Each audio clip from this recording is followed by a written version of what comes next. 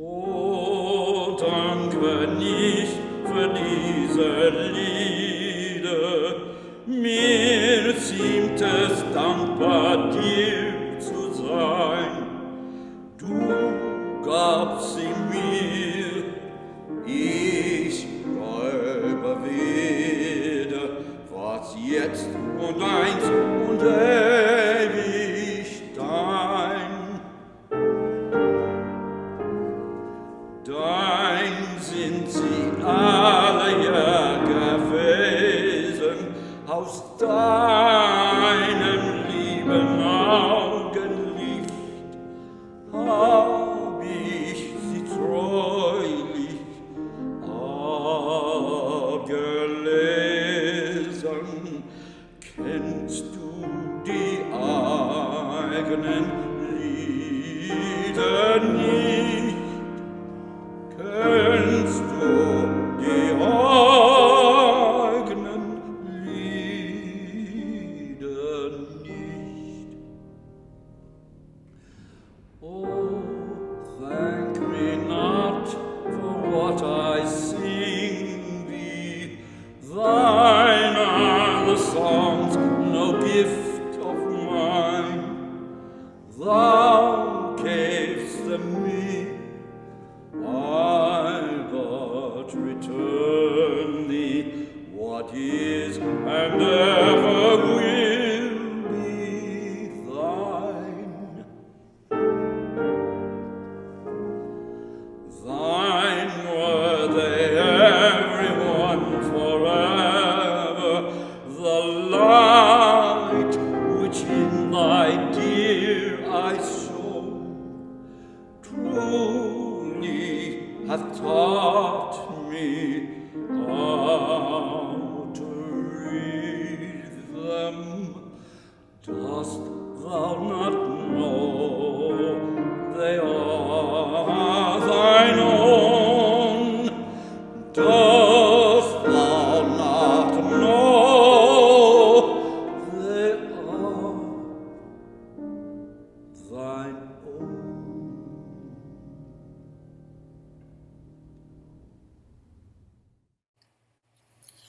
Welcome to the First Universalist Church of Rochester, where we are called to nurture the spirit and serve the community. Whoever you are, we welcome you. Wherever you come from, we welcome you. Whomever you love, you are welcome here. No matter whether you fret about the future or the past, you are welcome here. All of you are welcome here. It is good to be together this morning. We acknowledge with respect the Seneca Nation, keepers of the Western Door, and part of the Haudenosaunee people on whose ancestral lands First Universalist now stands. If you are here for the first time this morning, we especially welcome you. We have a visitors form that can be found in the chat. Please click on it and fill out the form so we can offer you a welcome beyond this worship service. As we gather this morning, we want to invite you to pop into the chat and offer a greeting. You can find this at the top or the bottom of the screen with an icon of a text bubble and the word chat. So please pop on over and offer a greeting. It could be a wave of hello, or I'm here, or whatever you prefer. Welcome to First Universalist.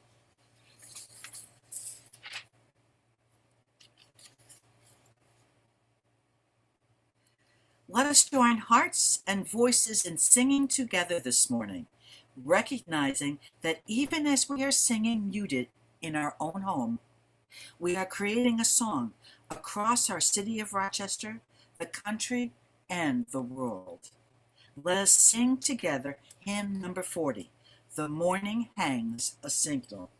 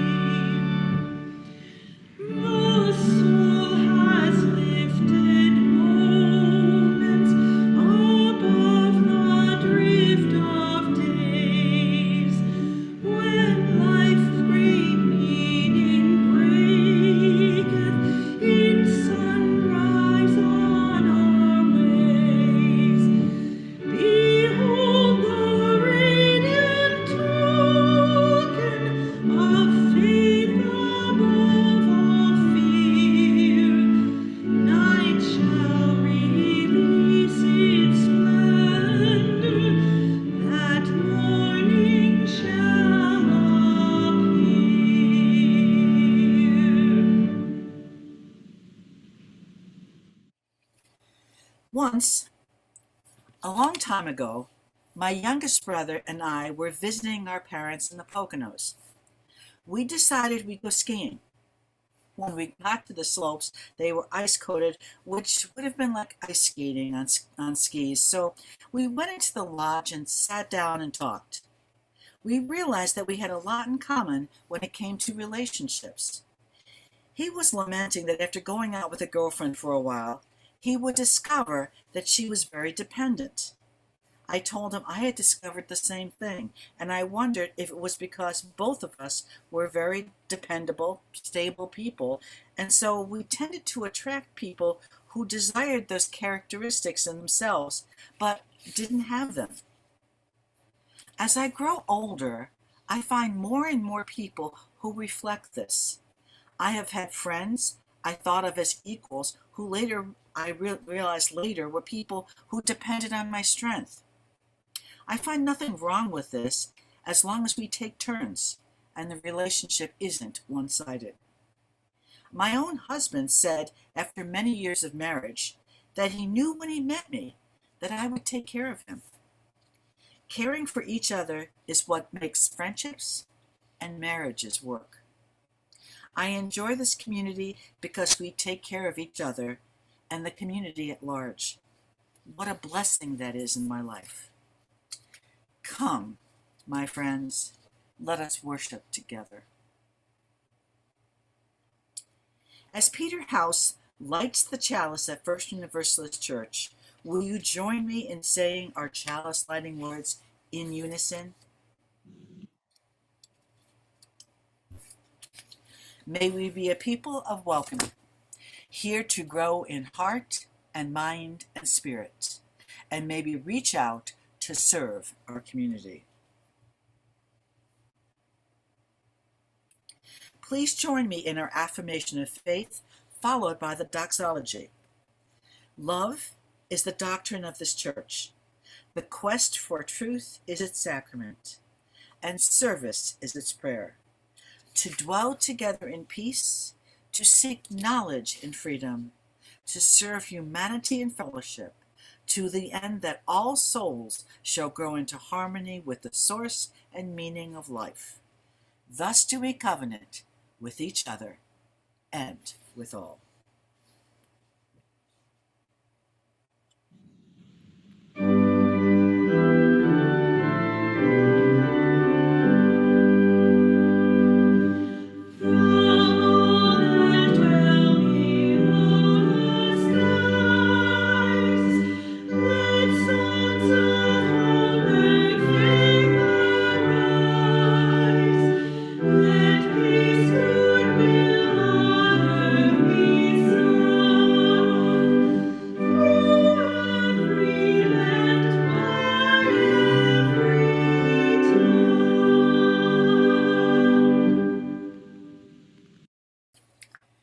He ain't heavy, he's my brother, are the lyrics to a song that has always moved me, many times to tears.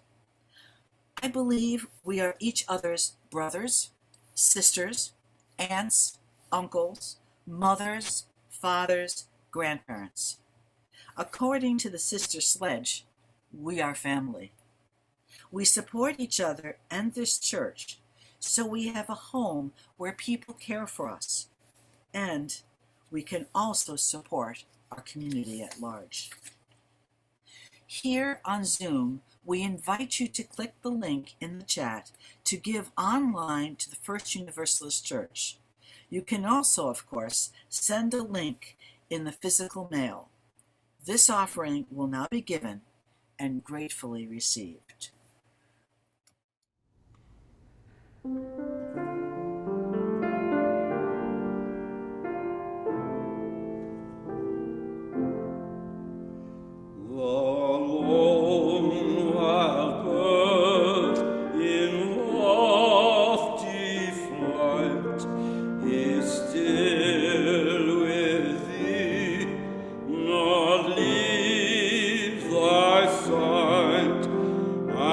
I am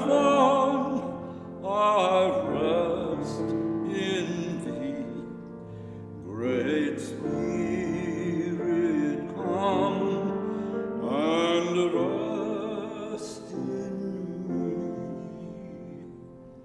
The ends of earth are in thy hand, the seas dark, deep, and far off land, and I am thine, I rest in thee.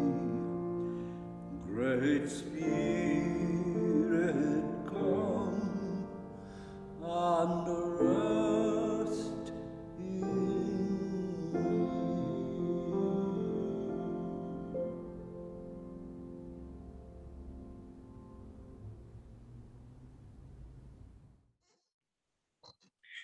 I invite you now into this reverent time of sharing the joys and sorrows of our gathered community. If you would like to, you can place your hand over your heart to be able to listen from this heart-centered place. As we place stones into a bowl, Patty will read aloud the joys and sorrows of our gathered community. All are also invited to share your joys and sorrows in the chat that we may hear from the community gathered here.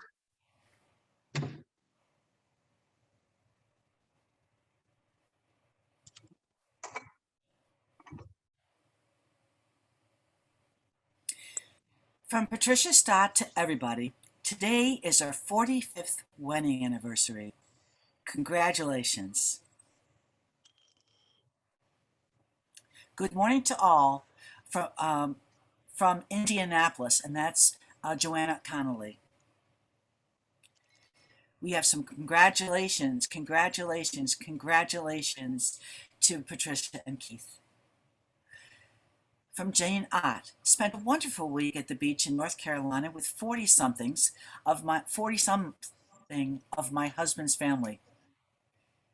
Phil Ebersol says, congratulations. Maggie Schiffler, very sad breakup of a lovely young family, worries for my grandson.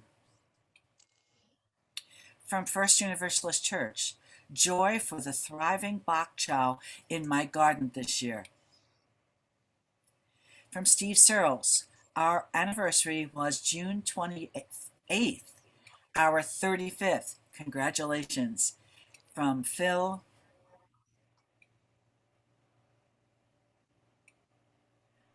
Lois Baum, glad a cat was found alive after the second building was imploded at Surfside, Florida. I felt the same way.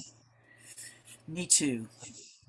Shirley and Juanita, daughter Robin has moved in with us. Win-win for both of us.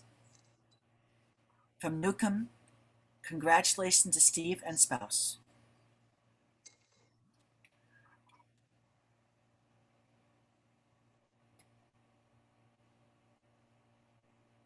I have a joy. My niece last night sent me a text message, and in it, she had a copy of my great-grandmother's naturalization papers. And on it were listed all of her 9 children. So that was quite amazing. Mary Kay Keenan says, where is this here? Joy to see Susan's 93-year-old mother this weekend. From Trish Gallagher, joy, my daughter and husband just moved into a new house. Congratulations. Elizabeth Ayers, joy, I had a wonderful time last week playing with our daughter, son-in-law, and wonderful 7-year-old grandson in LA. From Katie Rapoli, Athens and Shasquin folks, I'm killing these words. Grateful to be able to attend worship with Rochester folks. I'm glad you're here, even if I'm having trouble with the names. From First Universalist Church, Peter has sent a sorrow to read from a script. He would like to do that. And the sorrow is that our pride flag in the wayside pulpit on the front of the church was stolen this past week. We are already in the process of reinforcing and replacing what has been lost, and feel pity for anyone feeling the need to do such a thing. So we have from Lois Baum, welcome PA folks, and from Steve Searles, that's terrible. I agree. And we drop one final stone into the bowl to represent all the joys and sorrows left unspoken in the silent sanctuaries of our hearts. May all be held in the heart of love.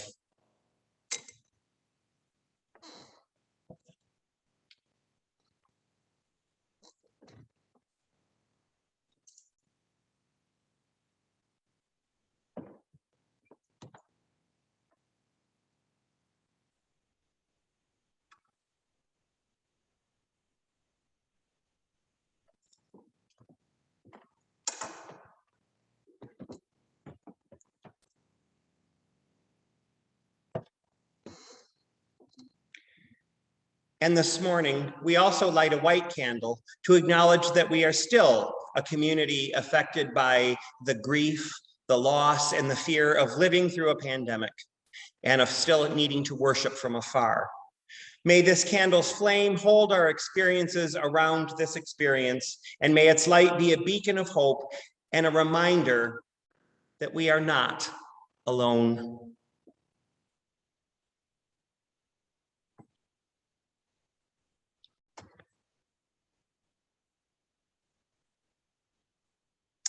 Let us take this moment to share and witness each other's life and greatness.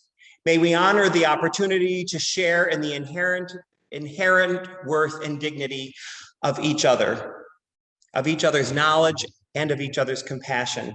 For this is a moment of deep concern that requires comfort and a practice of peace and compassion to confront our sorrows. Let us see in this moment that we are enough and that we are in this together. There is nothing that we can't do if we work together for the good of each other. Let us be all that we need in this moment.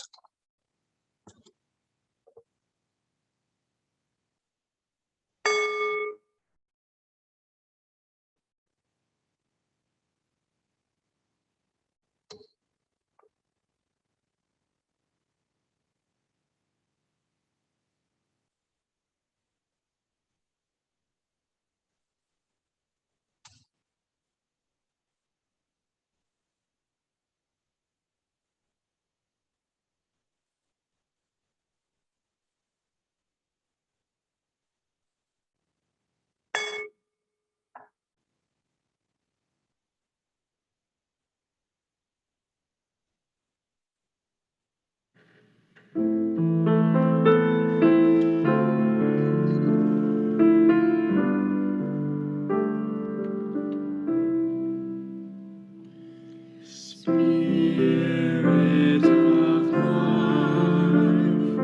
come unto me. Giving life the shape of justice, roots hold me close, wings set me free. Spirit of life, come to me, come to me.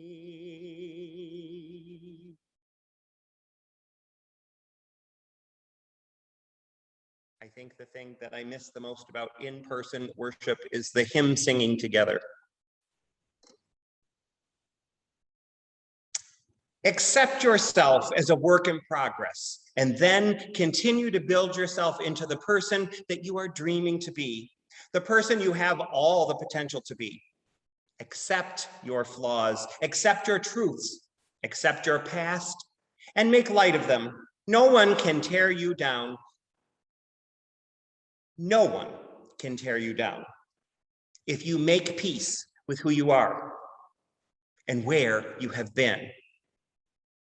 If you are going to focus on the negative at all, focus on turning them into positives, focus on growing. Oftentimes, our minds are the scariest places to be. Your mind can trick you into comparing yourselves to others, and it can trick you into believing that you are not good enough. But you are. You have always been, and you always will be. You are much more powerful when you believe in yourself. Think about it. If you don't love all of you, then who will? So please give yourself all the time you need to blossom.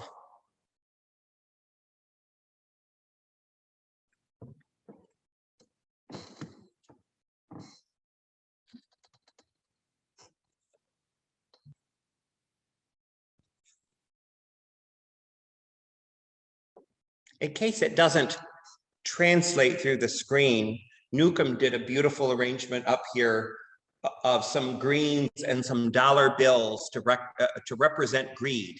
So if you're wondering what this decoration is up here, that's what it is. She did a great job. I love the way she fits in with the themes. When you think about it, of all of the kinds of relationships that we have, friendship in many ways might be the most difficult one to navigate. It is also most likely the one that is least studied and for which we have the fewest resources for improving. There are books and counselors for our marriages, for our parenting, and there are even books and articles about how to relate to aging parents and children. But there are few books about how to have successful friendships. And I'm not sure I have ever heard of a friendship counselor. Yet, in 21st century America, friends are becoming ever more important to us in so many ways. As families often live several states away, more and more of us live alone, and family ties are not valued and nurtured the way they once were. We acquire friends in all different kinds of ways. There are school friends. There are coworkers who become friends. There are neighborhood friends, church friends, affinity group friends, hobby friends, and friends of friends who become friends in their own right. And these friendships begin in different ways too. Some we initiate, others are initiated by the other person. There are those rare love at first sight bonds that we've all had a few in our lives. Some friendships, in fact, many, end up being a matter of circumstance. We're thrown together with certain people through chance. My mother, for example, became friends with two different women who just happened to give birth on the same day that she did and shared a hospital room with her. Perhaps the trickiest friendships to navigate are the friends who simply choose us and decide that we are their friends. I sometimes feel like I have perhaps had more than my share of these friendships. Friendships which, at least at the outset, started in this category. My friend Mike refers to these as friendships that start this way: I hereby dub thee friend. There are people who have chosen me in this way, I will say, who have with time blossomed into genuinely and reciprocally appreciated friends. Joanne, not her real name, chose my partner Michael and I in this way a couple of years ago. Newly retired, Joanne had returned to Rochester after 25 years of living and working in California. Anxious to meet people, she threw herself into a bunch of different groups that seemed to match her interests. One such passion that she had was gardening. So she met and liked Michael at a plant sale and quickly dubbed him her friend. However, upon meeting me and discovering that we had lots of things in common, such as the fact that she too had attended seminary, she ended up switching her primary allegiance to me. Joanne is well-read and well-practiced on the subject of spirituality. In addition to her years in seminary, she spent a few years in India, living in a Buddhist retreat center. And she taught some religion courses as an adjunct while she was living in California. At first, she did indeed seem to be a kindred spirit, and I truly enjoyed getting to know her. So we invited her to a few parties, and just as quickly as she had with us, Joanne dubbed several of our friends her friends, often on the basis of one meeting. And thus, she very quickly became a constant figure in our lives. A few of our friends took to her as quickly as she took to them.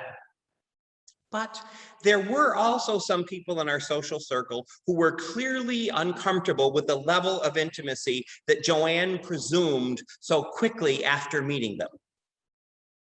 My first real warning was when another friend called me to discuss a problem he was having with Joanne.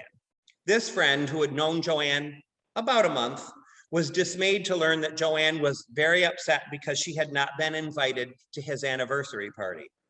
I tried to explain to Joanne, he said, that the party was very small and only for our closest friends and my family, my friend said to me. But Joanne wasn't understanding the way I thought she would be, and now I've hurt her feelings. I didn't mean to. Well, over the next few months, more incidents like this started happening among the people that Joanne had met through us.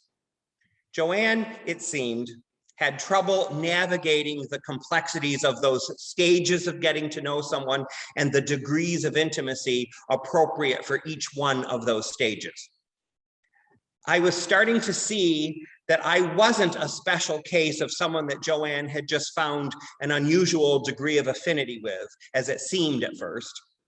Instead, I started to see that Joanne went from 0 to 60 in under 5 seconds with nearly everyone that she took a liking to. And despite being well into middle age and well-educated, she kind of seemed oblivious to the reciprocal nature of real friendships.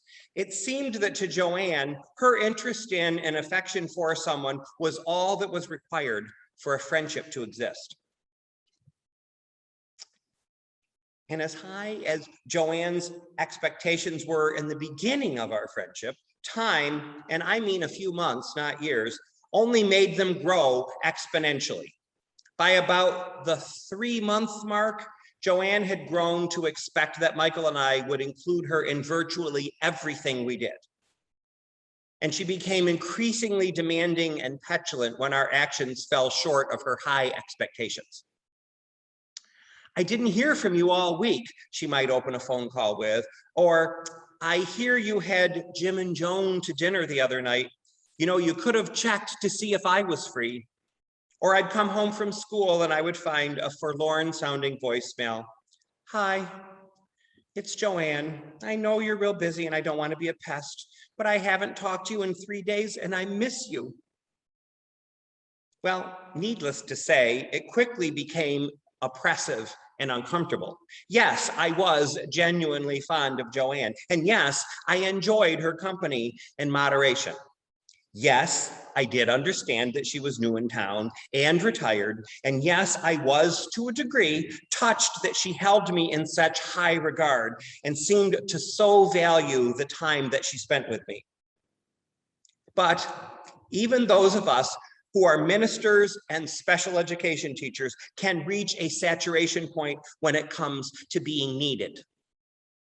And I will be honest, I began to resent Joanne and to feel ever more oppressed by her seemingly unlimited expectations of me.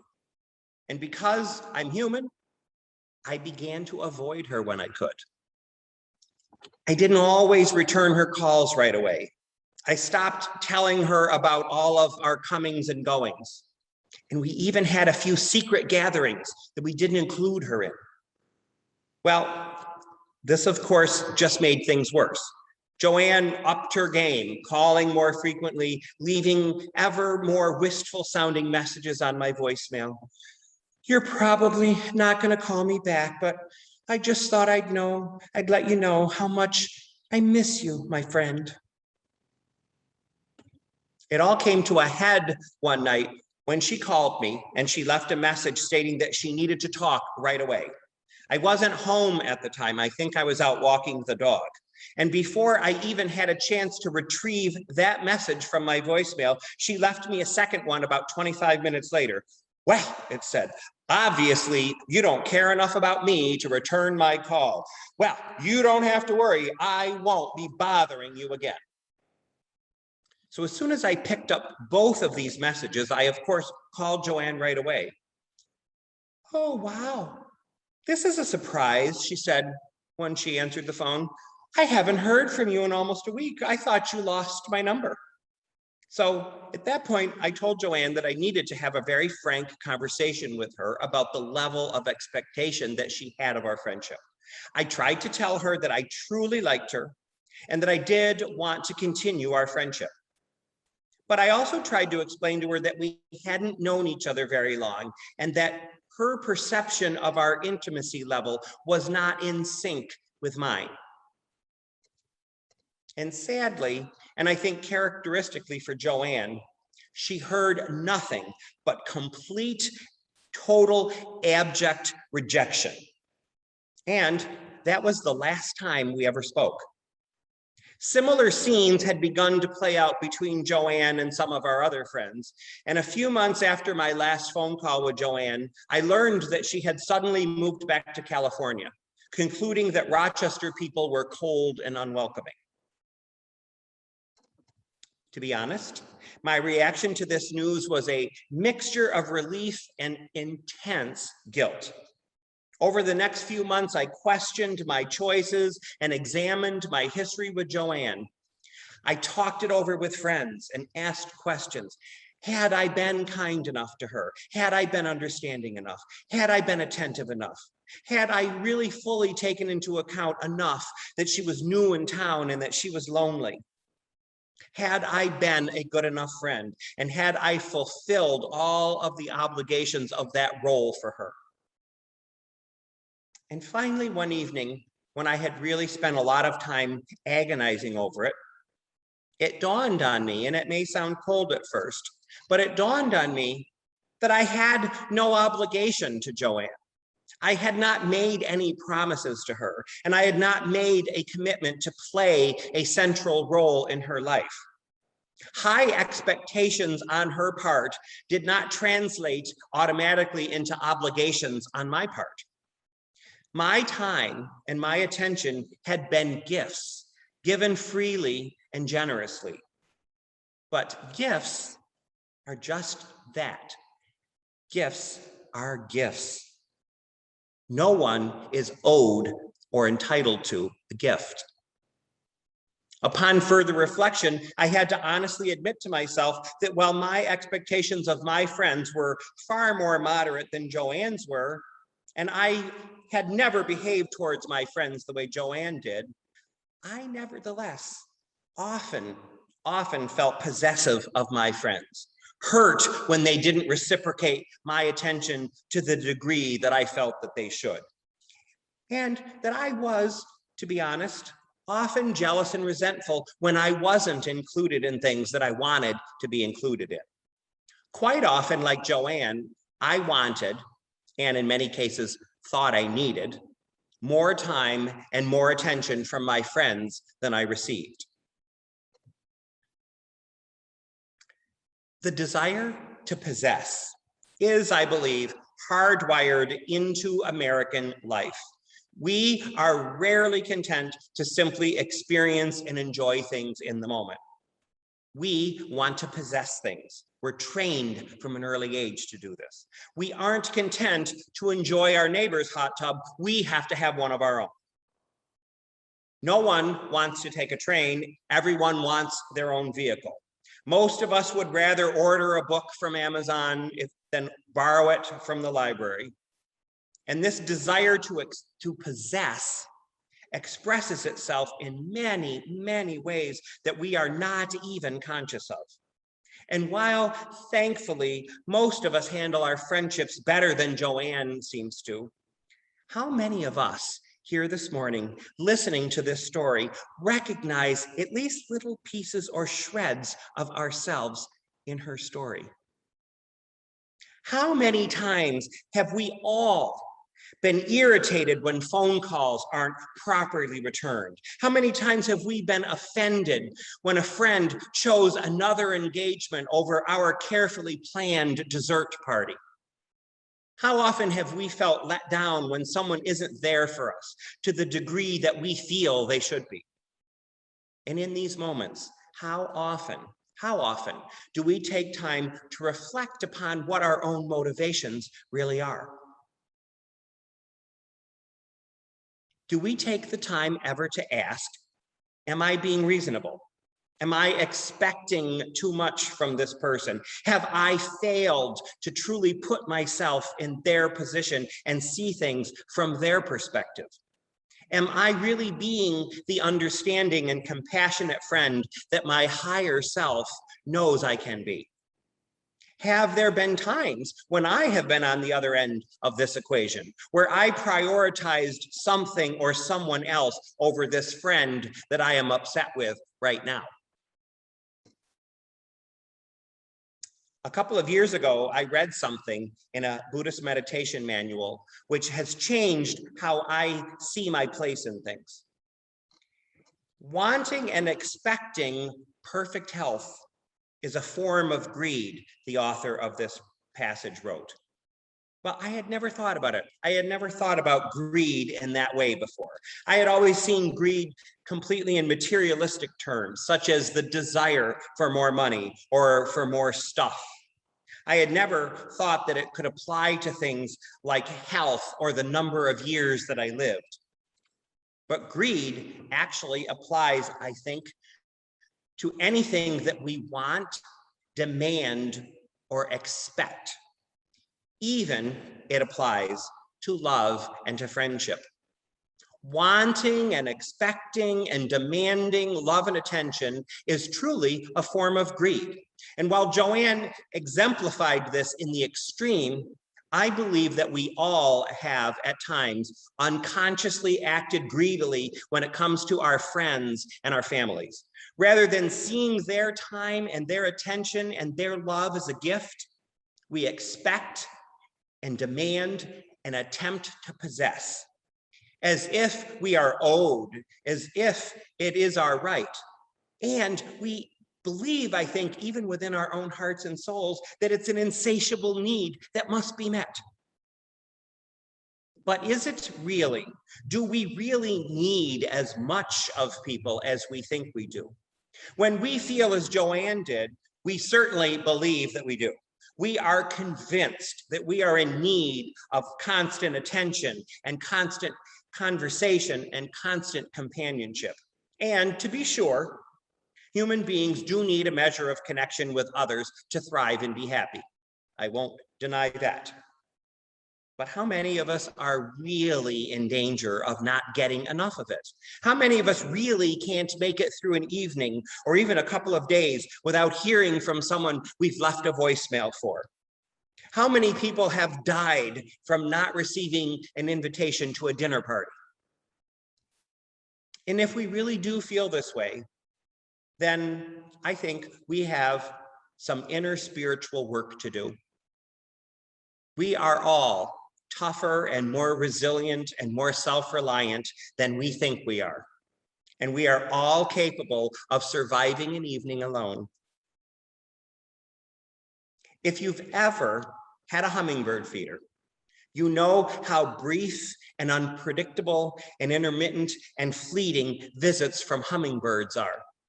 Yet, when they do grace us with their presence, it is a gift. And while we may want more of it, we always want more of it, we completely understand and we accept that the hummingbirds are living their lives, wholly separate and oblivious to our existence. We don't get angry or petulant when we don't see them, and we don't take it personally when they vanish. I am coming to see that friendship is a bit like seeing a hummingbird. It's a real treat and a real gift when a friend has time for us. And I appreciate my friends all the more when I view my time with them in this way. When I am simply able to savor the moment without trying to get more or trying to have more attention, more commitment, or get anything that the other person isn't offering me. And this view in turn frees me up. It frees me up too. It frees all of us up. Frees me up to let go of the feeling of guilt and obligation that I have and that I have had for most of my life when a Joanne comes along and attempts to possess my soul. Last summer, when everything was shut down, when everyone was home all the time, I Zoomed with my college friend, Kathy. 35 years ago, we were very close. She even lived with me for a number of months when she was going through her divorce. But since then, our paths have diverged. We have not talked to each other in about 18 years. And then last summer, out of the blue, she connected with me and she said she wanted to talk. She had news to share that she felt only I would understand. And we spent over 2 hours on Zoom. And as it is so often with good friends and an experience that we've all had, it truly was as if no time at all had passed. What I think I enjoyed the most about this Zoom was that neither one of us apologized for not having kept in touch. There were no excuses given, no regrets expressed. And when we mutually agreed that it was time to end the Zoom, we didn't say the usual things that people so often say in these situations. There was no, oh, we need to do this more often, or, oh, we have to get together, or we should never have let this kind of time pass. Aware that these interactions hadn't happened, I told her how nice it was to not include these tired cliches in our goodbye. And she agreed instantly. I feel connected to you even when we don't talk, she told me. And I know that when we will talk, it will happen when it is meant to happen. I have always felt this same easy connection with her. All the years that we didn't connect, it was enough to know that she was out there like the hummingbird, experiencing the world in her own way. And in turn, I never felt any guilt or obligation for not having kept up with her. And the lack of these feelings of obligation and regret allowed us, I think, to more thoroughly and completely enjoy the time that we were spending together. Interestingly enough, I just heard about a month ago that Joanne is moving back to Rochester.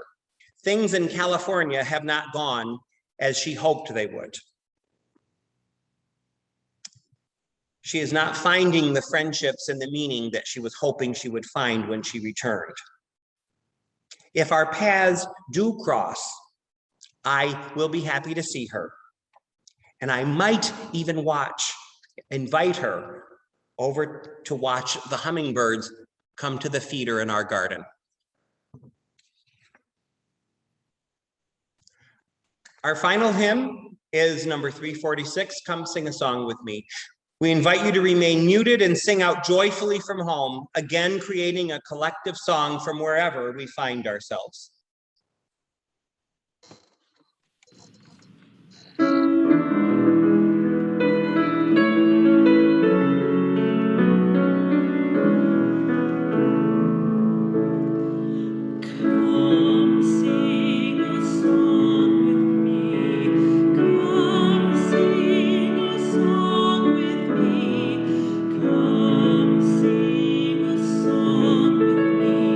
That I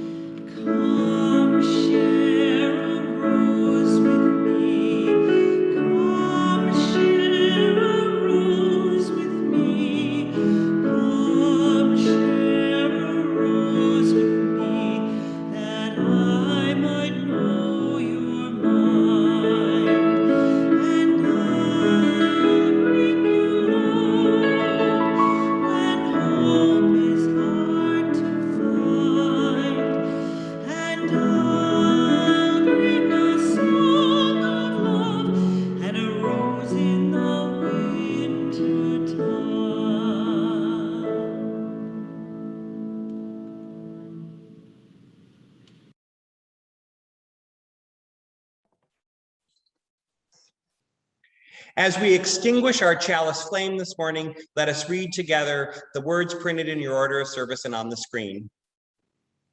We extinguish this flame, but we keep its light in our hearts with its message of love and justice, taking it outside these walls to the world we live in until we are together again.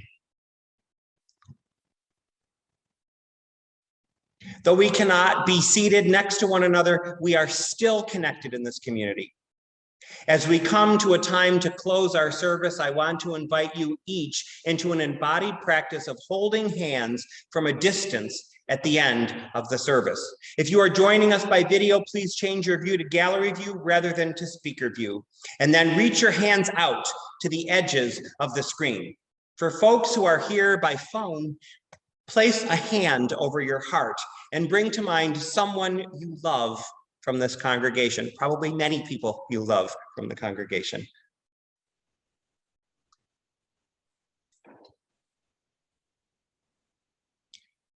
We leave this gathered community, but we don't leave our connection. Our concerns, our care for each other, our service to each other, to the world, and to our faith continues. It continues until we are together again, friends.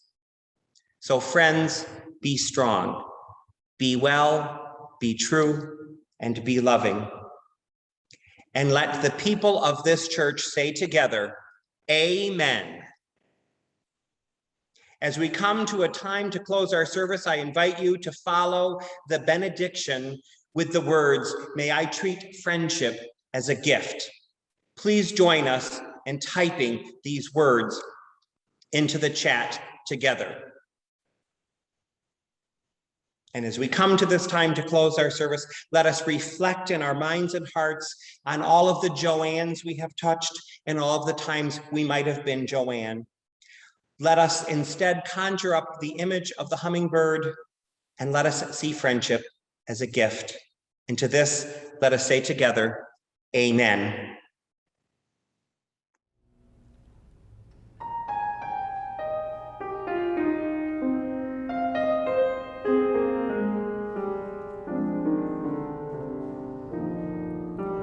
Nothing's gonna harm you, not while I'm around.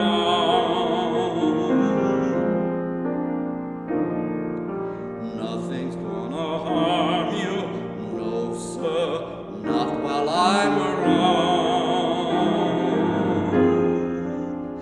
Demons are prowling everywhere nowadays. I'll send them howling, I don't care, I've got ways.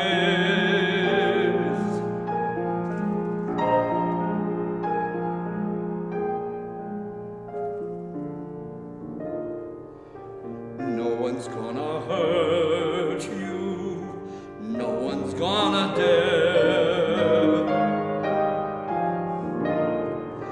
Others can desert you, not to worry, whistle, I'll be there. Demons will charm you with a smile for a while, but in time, nothing can harm you, not while I'm around.